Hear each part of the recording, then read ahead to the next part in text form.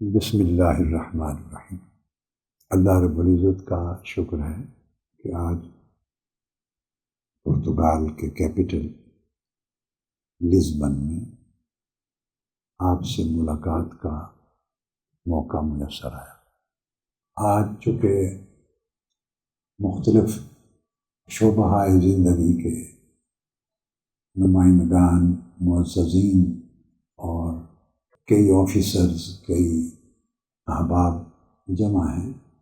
اب اس تھوڑے وقت میں جو چیز ذہن میں آتی ہے، میں نے آپ کے لیے جو چند چیزیں اپنے خیال میں رکھی ہیں، ان میں یہ کہ بیرون ملک جب آدمی اپنے وطن سے باہر جاتا ہے، خواہ آپ کا تعلق پاکستان سے ہے یا دنیا کے کسی بھی ملک سے، پرائمریلی لوگ وطن سے باہر جاتے ہیں روزگار کے لیے، جاب کے سلسلے میں، آفیشیل اپوائنٹمنٹس میں یا بزنس اور ٹریڈ کے لیے۔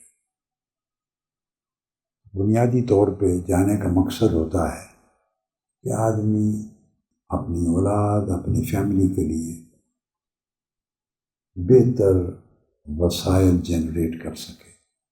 ہر کوئی مشرق سے مغرب تک جو بھی شخص مائیگریٹ کرتا ہے، دنیا کے کسی ملک میں جا کے سیٹل ہوتا ہے، اس نوعیت کے مقاصد ہوتے ہیں سب۔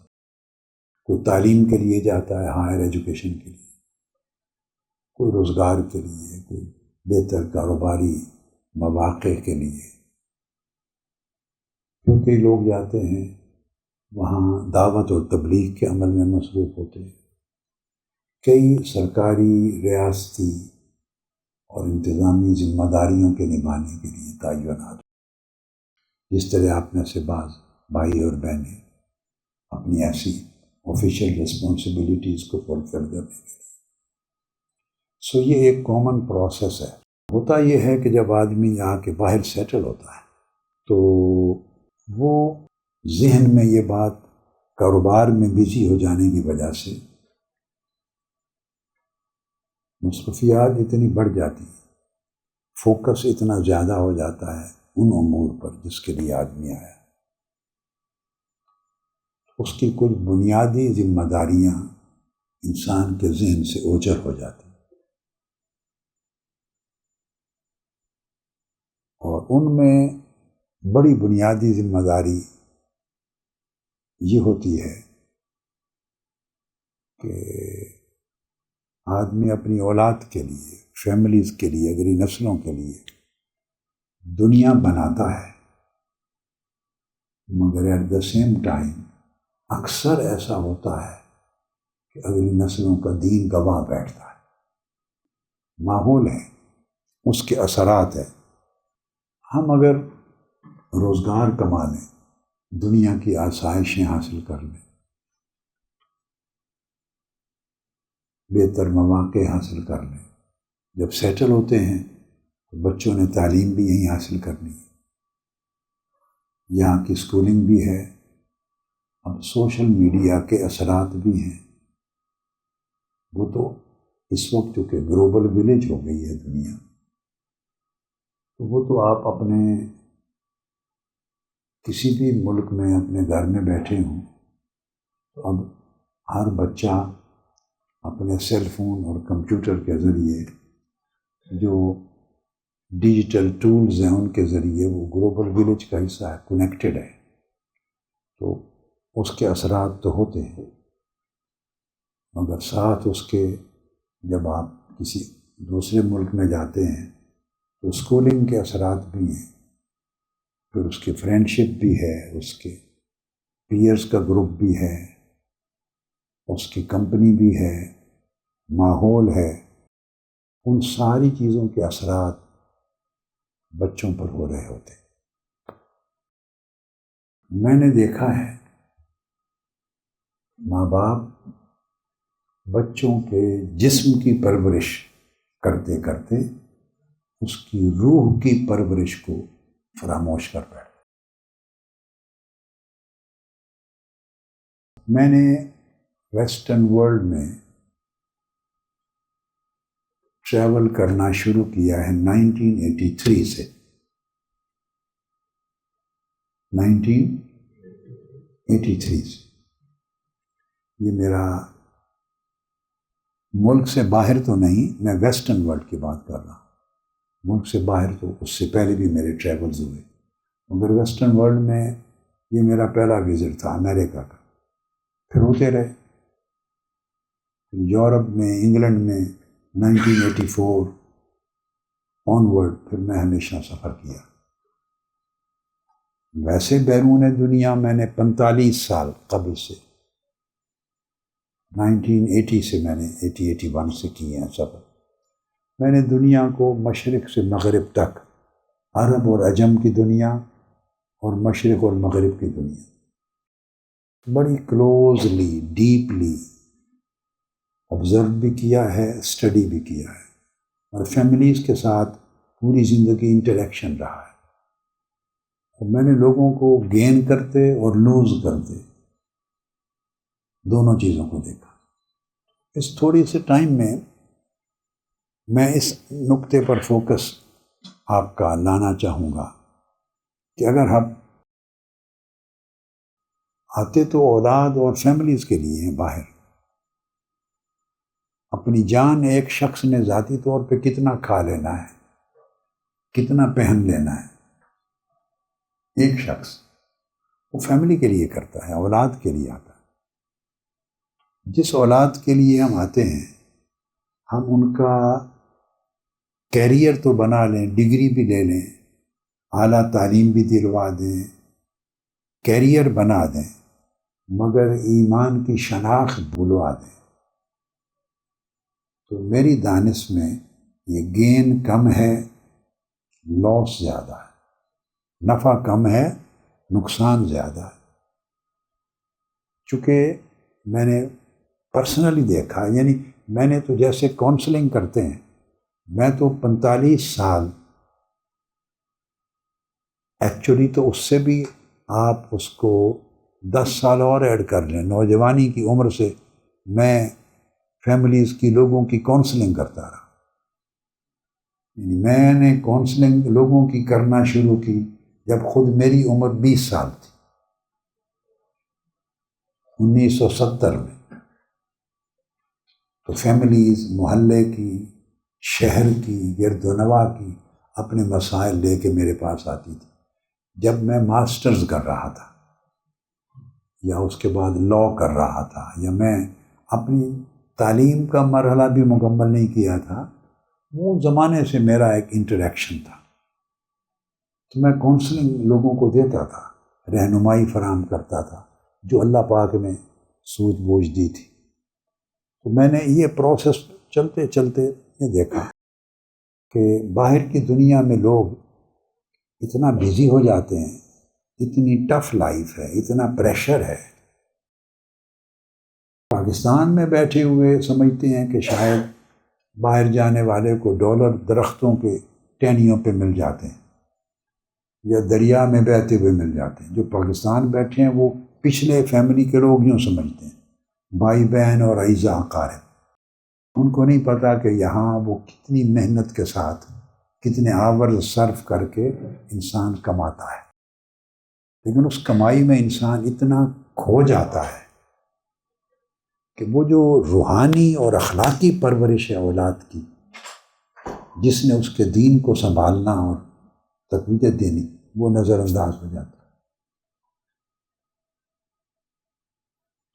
اور نتیجتاً بچے اپنی شناخت بھی بھول جاتے ہیں. میری مراد دینی شناخت، ایمانی شناخت بھی بھول جاتے ہیں. اپنا مقصد زندگی صرف اس جسمانی وجود کو پالنا رہ جاتا ہے اور روحانی وجود بالکل نظر انداز ہو جاتا ہے. میں کل یا پرسوں کسی سے ذکر کر رہا تھا کہ ہم یہ جو 5.5-6 فٹ کا جو انسان ہے، جو جسمانی وجود ہے، ہم سمجھتے ہیں کہ یہ انسان ہے. تو یہ انسان نہیں ہے. یہ ہمارا وجود سر سے پاؤں تک، ہم جتنے لوگ کرسیوں پر بیٹھے ہیں، ہم اس وجود کو، جو حصی وجود ہے، مادی وجود ہے، جسمانی وجود ہے، ہم نے اس اپنے وجود کا نام انسان دے رکھا ہے۔ یہ انسان نہیں ہے، یہ انسان کا کنٹینر ہے، یہ برتن ہے جس کے اندر انسان رہتا ہے۔ جیسے یہ گلاس ہے، یہ گلاس پانی نہیں ہے، پانی اس کے اندر ہے۔ آپ کو اس گلاس سے سروکار نہیں، اگر پیاسے ہیں تو آپ کو پانی چاہیے۔ اب پانی کے لیے ایک برتن کی ضرورت ہے جس میں وہ سمو سکے، اس لیے اس گلاس کی اہمیت ہے۔ اگر ہمیں پانی، دودھ، کوئی مشروب پینا نہ ہوتا تو اس گلاس کو کوئی $1 تک نہ خریدتا۔ اس کی قیمت بن گئی ہے اس مشروب کی وجہ سے جو ہماری ضرورت ہے۔ اسی طرح آپ کھانا کھاتے ہیں تو سالن کسی پلیٹ میں ڈالتے ہیں، تو آپ کو انفیکٹ پلیٹ سے کوئی دلچسپی نہیں ہے، چونکہ کھانے کے لیے آپ کو سالن چاہیے اور سالن پلیٹ میں ہی رکھا جائے گا، تو پلیٹ کی اتنی ضرورت ہے، آپ کی غرض اس کے ساتھ ہے۔ اسی طرح آپ کوئی چیز لے لیں، بوٹل ہے، کوئی ڈرنک لے لیں، کوک لے لیں، پیپسی لے لیں، اس کا ٹن ہے، آپ کو اس ٹن سے کوئی دلچسپی نہیں ہے، آپ نے تو کوک پینی ہے، سافٹ ڈرنک پینا ہے، وہ جو اس کے اندر کنٹینڈ ہے، آپ کی کوئی دلچسپی کنٹینر کے ساتھ نہیں ہے، جو اس کے اندر کنٹینڈ ہے، what ever is in side, آپ کی ضرورت وہ ہے۔ چند مثالیں میں نے دی۔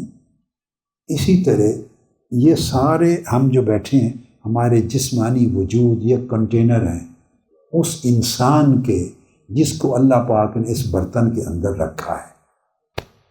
ہم سب اس دنیا میں، چونکہ مادی دنیا ہے، اس برتن کی دیکھ بھال میں لگ گئے ہیں، اور جو اس کے اندر اصل انسان ہے وہ نظر انداز ہو گیا ہے، حتیٰ کہ وہ مردہ ہو گیا ہے۔ اب آپ کے ذہن میں ایک سوال آ سکتا ہے، کہ نہیں بھی آتا تو میں خود اٹھاتا ہوں، کہ میں نے یہ جو کہا کہ یہ جسمانی وجود انسان نہیں ہے، یہ تو کنٹینر ہے انسان کا، انسان تو وہ ہے جو اس کے اندر ہے۔ اس بات کی کوئی سند، کوئی دلیل تاکہ ہم اس کو قبول کر سکیں، یہ بھی ہونا چاہیے۔ ایک تو ہے کہ میں کہہ رہا ہوں، اب میں کہہ رہا ہوں تو کوئی اتنی بڑی دلیل نہیں ہے، آپ کا جی چاہے مان لیں، جی چاہے تو اٹھا کے پھینک دیں، میرا کہنا اٹ سیلف تو کوئی دلیل نہیں، انلیس کہ اس بات کے پیچھے مضبوط دلیل ہو، وہ میں قرآن مجید سے دیتا ہوں۔ اللہ رب العزت نے ارشاد فرمایا، اعوذ باللہ من الشیطان الرجیم، هل اتی علی الانسان حین من الدہر لم یکن شیئا مذکورا۔ اللہ پاک نے فرمایا انسان پر ایک زمانہ ایسا بھی بیتا ہے، طویل زمانہ انسان پر ایسا بھی بیتا ہے کہ جب اس کا کوئی نہ وجود تھا نہ ذکر تھا،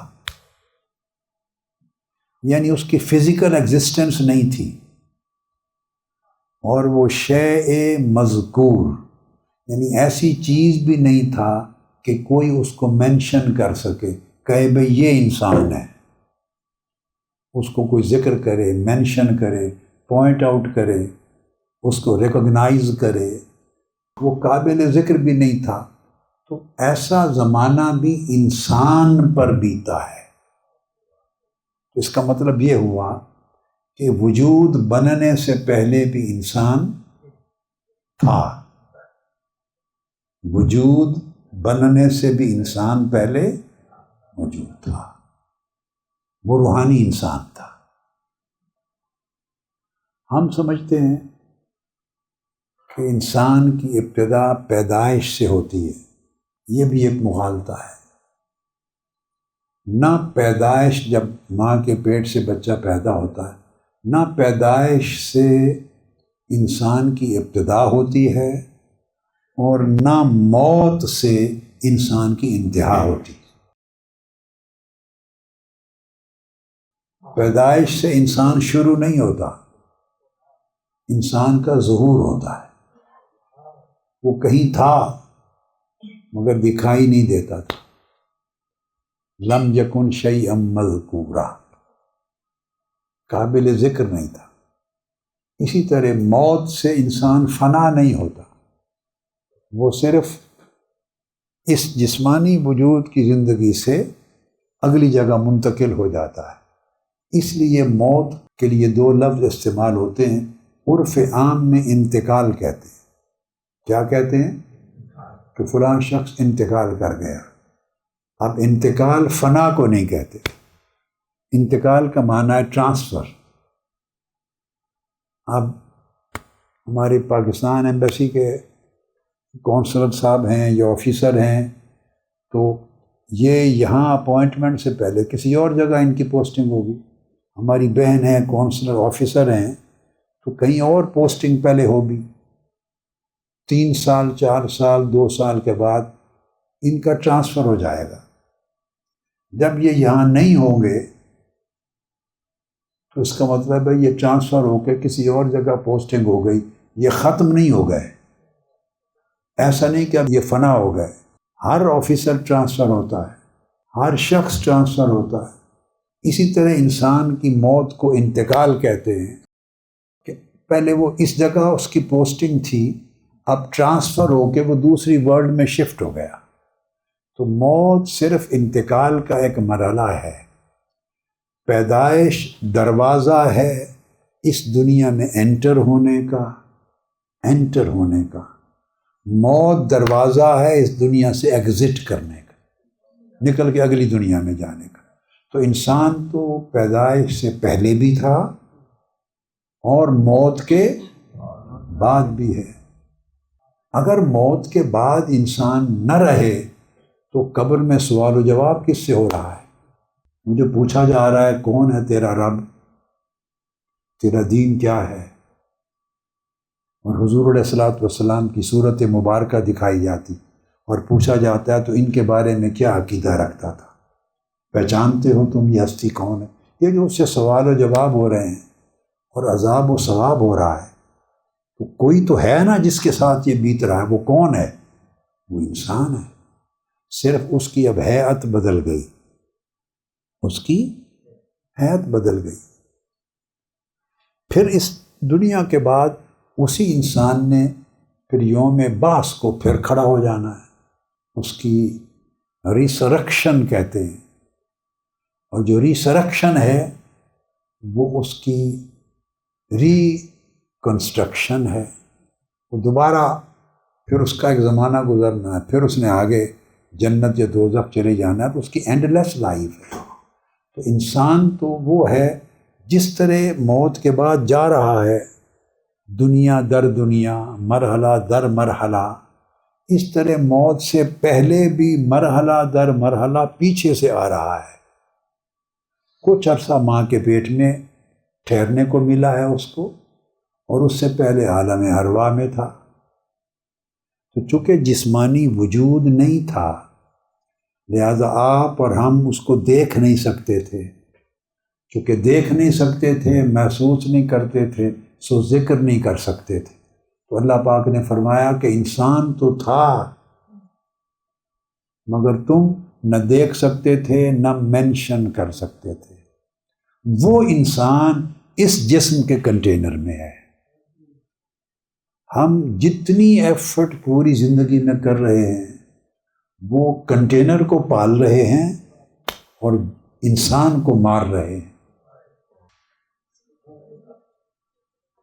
کنٹینر کو زندہ رکھے ہوئے ہیں، اس کی پرورش، اس کی نگہداشت، اس کی دیکھ بھال وہ کیے جا رہے ہیں. اس کو صاف ستھرا بھی رکھتے ہیں، غسل بھی دیتے ہیں، کپڑے بھی پہناتے ہیں، کھلاتے پلاتے بھی ہیں، سب کچھ کرتے ہیں. مگر یہ سارا کچھ اس انسان کو کچھ نہیں پہنچ رہا. یہ جو بھی ہم کھاتے ہیں یہ تو اس جسم کی غذا ہے. وہ روحانی انسان کی غذا تو نہیں، اس کی غذا تو اللہ کا ذکر ہے.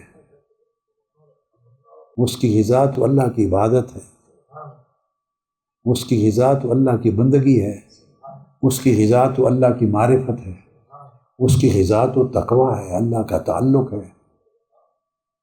تو وہ تو غذا اس کو فراہم ہو نہیں رہی۔ ہم بیشک بریانی کھائیں، پلاؤ کھائیں، روٹی کھائیں، بریڈ کھائیں، کافی پئیں،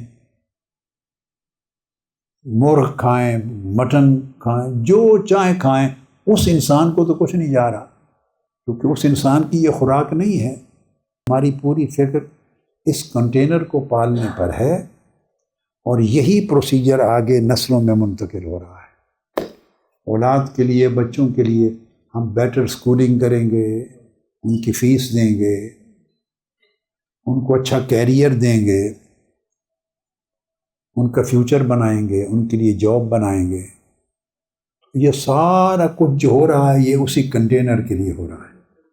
تو نہ ہم نے اپنے اصل حقیقی روحانی انسان کی زندگی اور صحت پر مرکوز کی اپنی توجہ، نہ آگے اپنی اولاد اور نسلوں کے لیے کی۔ بیسک پوائنٹ جو آج آپ کے لیے میں نے چاہا کہ میں کہوں وہ یہ کہ اصل جو روحانی انسان ہے، جس نے اس کے حضور پیش ہونا ہے، اور جو وہاں سے آیا ہے، جس کے لیے یہ جسم بنایا گیا ہے، جس کے لیے جو بنایا گیا ہے اس کی دیکھ بھال ہو رہی ہے، اور جس کے لیے بنایا گیا ہے وہ نظر انداز ہو رہا ہے۔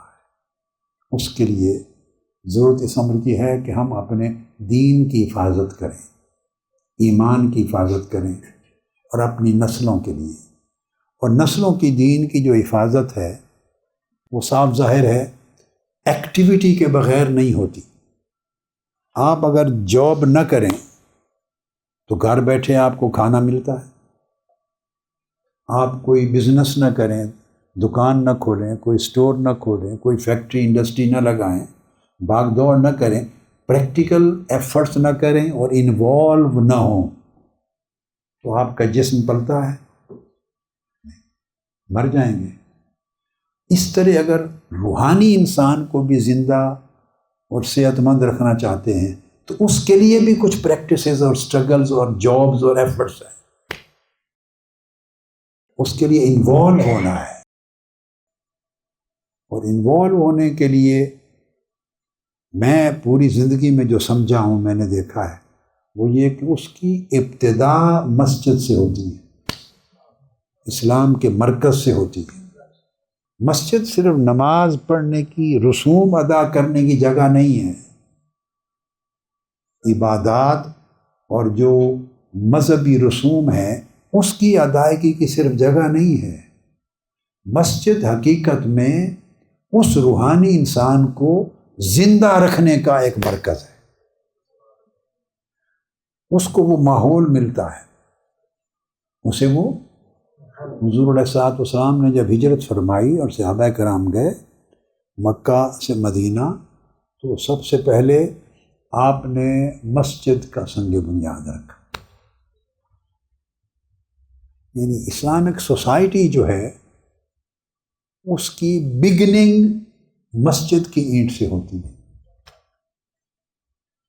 وہاں جب کنیکٹ ہوتے ہیں بچے اور فیملیز تو ان کو دین کا سبق ملتا ہے، دین کی یاد آتی ہے، اللہ کا ذکر ہوتا ہے۔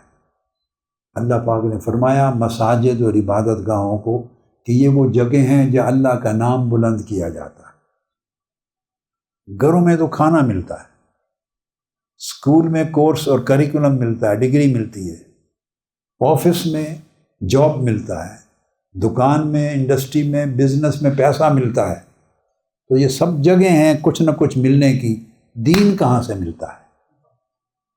تو دین کے لیے بھی ایک مرکز ہے، شاپ ہے، سینٹر ہے، انڈسٹری ہے، آفس ہے، جو چاہیں کہیں، جہاں سے دین ملنا ہے۔ اس کا جو بنیادی جو اس کا یونٹ ہے وہ مسجد ہے، اللہ کا گھر ہے، وہ اسلامک سینٹر ہے۔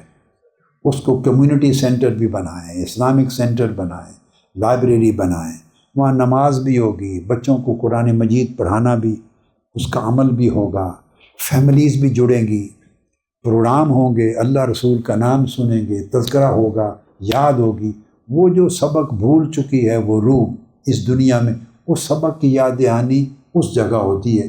تو جیسے ہر روز آپ کسی جگہ جاتے ہیں تو آپ کو تنخواہ ملتی ہے یا سامان ملتا ہے اس دنیا کا، اس طرح آپ ہر روز بچوں کو کسی جگہ لے جائیں گے تو ان کے روحانی انسان کو خوراک ملے گی۔ تو ذمہ داری بنیادی یہ ہے کہ بچوں کو اگر ہم فیسیں دیتے رہے اور ان کے کیریئر بنانے پر ہم محنت کرتے رہے تو مسجدیں نہ بنائیں، اللہ کے گھر نہ بنائے، اسلامک سینٹر نہ بنائے، اس پر خرچ نہ کیا، یہ وہ اصل خرچ ہے، یہ وہ اصل خرچ ہے، وہ نہ کیا تو ان کی پرورش کون کرے گا؟ ان کی پرورش کریں گے اسکول، ان کی تربیت کرے گا سوشل میڈیا، ان کی تربیت کرے گی بیرونی فضا، فرینڈشپس، پیئرز، ماحول، وہ باہر کی فضا اس کی پرورش کریں گی، تو پھر جس فضا میں وہ پل رہا ہے وہی مائنڈ بنے گا، وہی اس کا سوچ بنے گی، وہی اس کا فکر بنے گا، پھر وہی عقیدہ بنے گا، وہ اللہ رسول اور دین سے لا تعلق ہو جائے گا۔ اور یہ بچپن سے ایک ایفرٹ ہے جو کرنی ہوتی ہے۔ میں بات کو ختم کرنا چاہتا ہوں اور یہ ذہن میں رکھ لیں کہ نہ اپنے آپ ہو جاتا ہے یہ کام، یعنی آپ اگر لا تعلق رہیں دینی مراکز سے، مسجد سے جب لا تعلق ہوں گے، یہ میں اپنی زندگی کی سوچ اور مشاہدے کا کرکس بتا رہا ہوں، مسجد سے جب لا تعلق اور دور ہوں گے تو دینی مجلس سے دور ہوں گے۔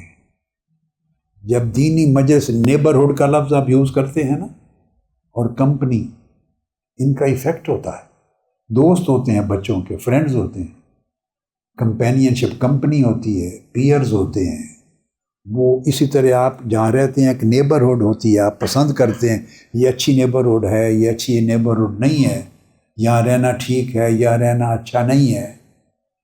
تو یہ مسجد ایک نیبرہڈ ہے، مسجد ایک کمپنی ہے، مسجد میں آپ کو اللہ کی فرینڈشپ ملتی ہے، مسجد اللہ سے کنیکٹ کرتی ہے۔ اگر آپ مسجد سے دور ہوں گے، کوئی شخص دنیا میں نہیں ہے جو مسجد اور اسلام اور دین اور روحانیت کے مرکز سے دور ہو کر بچوں کے دین کی حفاظت کر سکے، چونکہ پھر اس کی تربیت کرے گا ماحول اور فضا اور ہوا اور اسکول، اس میں تو دین ہے نہیں، اور سوشل میڈیا میں بھی نہیں ہے، تو الٹیمیٹلی ایک سٹیج آتی ہے کہ پھر بچے آپ کی بات بھی نہیں سنتے، آپ کی بات بھی نہیں سنتے۔ اگر آپ مجھ سے سادہ سوال کریں کہ وہ ایک سٹیج کے بعد ہم ان پر اتنا خرچ کرتے ہیں، محنت کرتے، قربانی کرتے، رات دن کما کے ان پر لگاتے ہیں، تو ہماری بات کیوں نہیں سنتے؟ سوال بنتا ہے نا کہ آپ ان کے لیے جان لگا دیتے ہیں۔ مائیں بچے کی پیدائش سے لے کر کیا کچھ نہیں کرتی بچوں کے لیے، تو اس کے باوجود ایک سٹیج آتی ہے جب بچہ ٹین ایجز میں 13، 14، 15، 16 میں جاتا ہے، بہت سے پیرنٹس کہتے ہیں ہماری بات نہیں سنتے، مجھ سے پوچھتے ہیں ہماری بات کیوں نہیں سنتے؟ تو بڑا سمپل سا جواب ہے، وہ آپ کی بات اس لیے نہیں سنتے کہ آپ اپنے رب کی بات نہیں سنتے۔ جب آپ نے اپنے رب کی بات نہیں سنی تو اس میں کبھی غور کریں، وہ آپ کی بات کیسے سنے گا؟ اس نے 14 سال دیکھا ہے کہ میرے ماں باپ اپنے رب کی بات نہیں سنتے۔ رب نے ذمہ داری عائد کی ہے نا کہ اولاد کی نگرانی کریں، تربیت کریں، نماز پڑھائیں، قرآن سے جوڑیں، اللہ سے جوڑیں، رسول سے جوڑیں، نیکی سے جوڑیں، ان کا ایمان مضبوط کریں، تربیت کریں۔ اللہ نے حکم دیا ہے نا، ذمہ داری لگائی ہے، قُوا أَنفُسَكُمْ وَأَهْلِيكُمْ نَارًا، اپنے آپ کو اور اپنی فیملی، بیوی، بچوں کو دوزخ سے بچاؤ۔ تو بچے دیکھتے ہیں، جب 14 سال دیکھتے رہے کہ میرے ماں باپ اپنے رب کی نہیں سنتے تو میں ان کی کیوں سنوں؟ بس یہاں میٹر ختم ہو جاتا ہے۔ اور بچانا ہے، اور یہ بھی ذہن میں رکھیں کہ بچے کا برین، آخری بات کہتا ہوں، باتیں بہت ہیں، بچے کا برین ماں کے پیٹ سے چیزوں کو ریسیو کرنا شروع کر دیتا ہے، ماں کے یہ نہیں کہ وہ کئی سالوں کے بعد سمجھنے لگتا ہے، نہیں، وہ ماں کے پیٹ میں ہی بچہ ہوتا ہے، جب برین اپنا کام شروع کرتا ہے تو ماں اگر مسکرا رہی ہو، ہنس رہی ہو، خوش ہو، تو اس کے اثرات اس بچے کی صحت پر پیٹ کے اندر پڑتے ہیں۔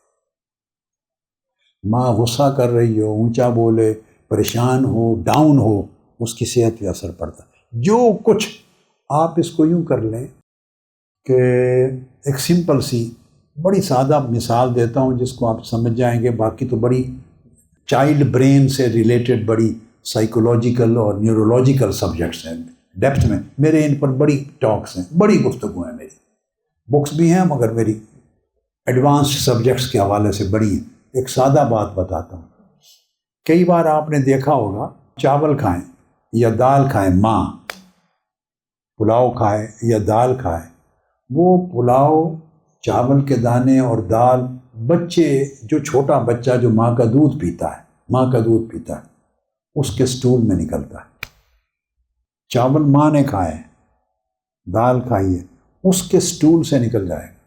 یہ نظام ہے، نظام بعث ہے جو اللہ پاک نے موت و حیات کا نظام بنایا، کہ چاول کھائے یا جو بھی کھانا کھایا وہ تو ایک پروسیس ہے، کیمیکل پروسیس، کھاتے کھاتے اس کا تو وجود ہی ختم ہو گیا۔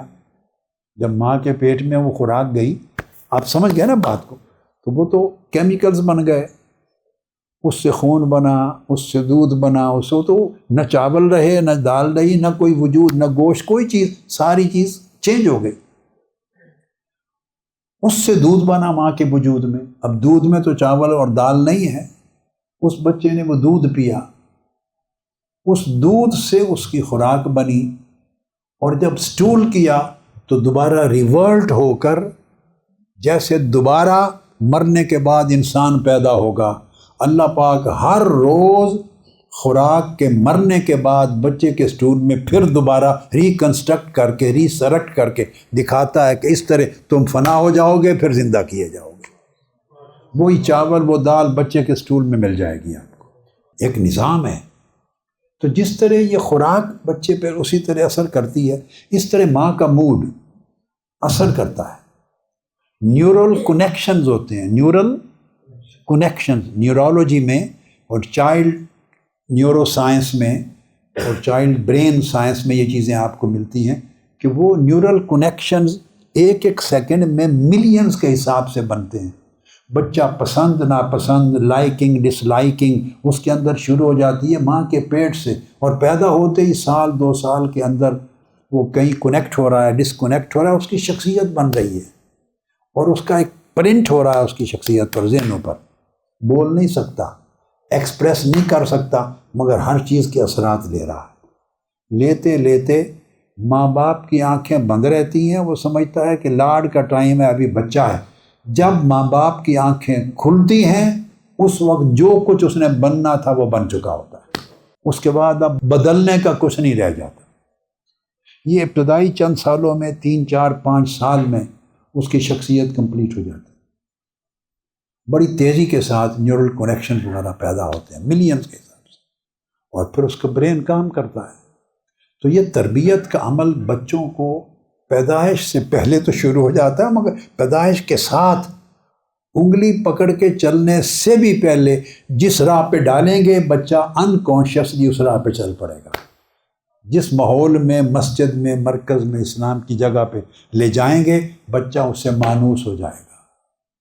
لہٰذا میں ختم اس نقطے پر کرتا ہوں، یہ آج کی ملاقات کا میسج ہے کہ یہاں جب بیٹھے ہیں تو وہاں میں آپ سے کہوں گا، یعنی آپ نے کام شروع کیا ہے، مسجد بنائیں، خالی تنظیم، میری کیسٹیں سنائیں لوگوں کو یا ڈاکومنٹری دکھائیں، اس سے کچھ حاصل نہیں ہے۔ وہ ڈاکومنٹری دکھاتے رہیں، وہ میری ذات سے واقف ہوں گے، میرے کاموں سے واقف ہوں گے، اس سے نسلوں کا کیا بنے گا؟ اصل یہ ہے کہ ان کے اندر ان کے دین اور ایمان کو ریسرکٹ کریں، دوبارہ زندہ کریں۔